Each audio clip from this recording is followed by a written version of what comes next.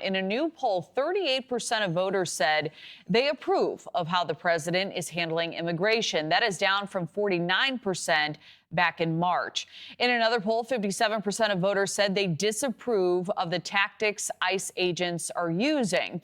And with the midterms just over 9 months away, Democrats are divided over whether to rein in ICE or try to get rid of the agency completely. Here now, NewsNation political contributor, Republican strategist Denise Gitsham, former aide to President George W. Bush.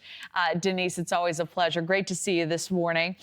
So, you know, we now have these 1,500 active duty soldiers. They're on standby in case the president does, in fact, institute the Insurrection Act. He did make similar claims during the George Floyd protest, didn't move forward there. What do you believe is his threshold for making this call? And do you have any concerns over escalation? What do you see as the net effect of sending these soldiers in? Let me start with the second half of your question. Look, I'm the daughter and granddaughter of legal immigrants, and I take this issue so personally. I want a country, the country my parents came to, that enforces its laws and keeps its humanity. So, you know, I feel like this isn't what we're seeing, the back and forth between the left and the right is more about emotion than it is about serious governance. Even with the president's rightful sending in of troops because of the Insurrection Act and all the conditions that I feel like have been met under the law, there has to be some restraint on his part. Otherwise, I do believe that there will be even more violence and more lives lost. And so I just feel like we have to come to a point where we start talking about how to move forward instead of just playing this tug of war.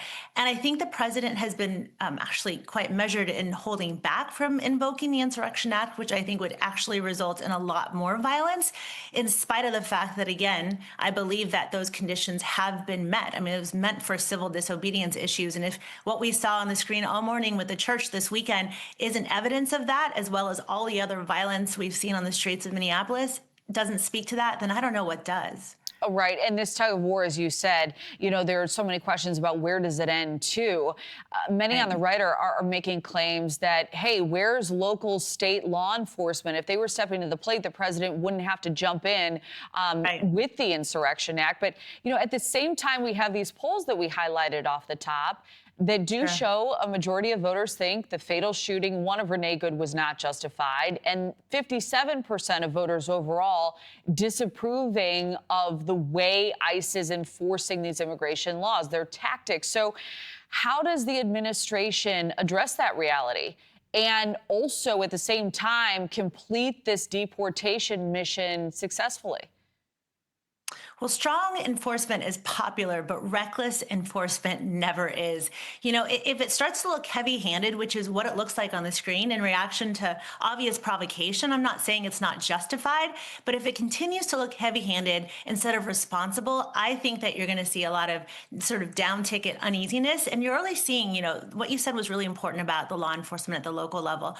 The reason sanctuary cities are such a bad idea is because the people who know the communities best and care about them most aren't able to intervene, and instead you've got a bunch of federal agents that come in with no attachment to the local, the people or the community or the culture there, and they have to do what they have to do to protect themselves. It's such a losing proposition, and we've seen that play out so many places across the country now, but most tellingly here in Minneapolis and places like Portland.